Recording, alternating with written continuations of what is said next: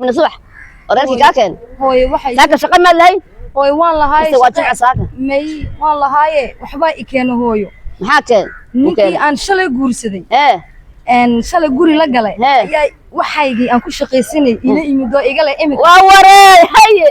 reerkii ila beel iga leh doqonnimada waa naqaano kuwa waa doqonnime maxaa deedna ka yeesh oo daman ogolaanaya hooyo haye waan iska diiday waxaan ka yiri anu iska daa reeraan beeliye aniga aradbeelkayga iyaan ka sugayaa baan kii ana waxaan ku sheegaa ninka adiga iyo isagoo jiiniis qaban kow horta tawareys midda labaadna mishaharkaaga aniga leh warun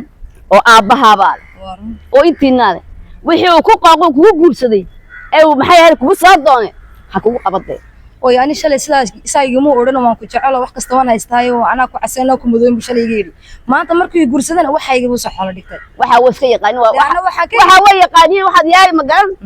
aan waxaan ku hayaa ma jirto هروان كيري هذا ثاني قبل بيلي مصروف يا مريم تبيحين سهل وسهل ديك أنا حتى هذا دوري ده وان كيري بقى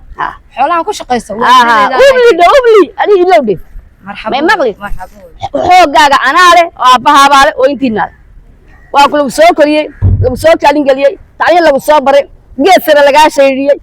شريعة لقى جبي وحكي لو قبت أنت لقى صديق هذا أنت لو روح ما تتلاصين بكرة ما كسب هو جاga داني واسكو بينسان ما دعستاس ما انت تاس دعدو انا وادي قدي ما توغسونو ما هو ما بدعيسه بس اكوكا انا اردبالكaygu keen waxa u baahan tahay aradbeelkaaga iyo gabi inuu leedahay ku yeeyahay bilbihi saga ku dhig adad ka tiin wada garan adarka tag waan iska adkeeno ku dhac marra saxiya banaanka saxiya wajhiin isqawba wataan kula hadal ayuu isla hayo hooyo aymad raganimada waan ka barbaaraya reer hebel والله نبل كورد مسألة إلى صداي مسألة إلى كوري أو إلى كارين قليل يا صارت وقدام وحيدة مي وأكله ورقبة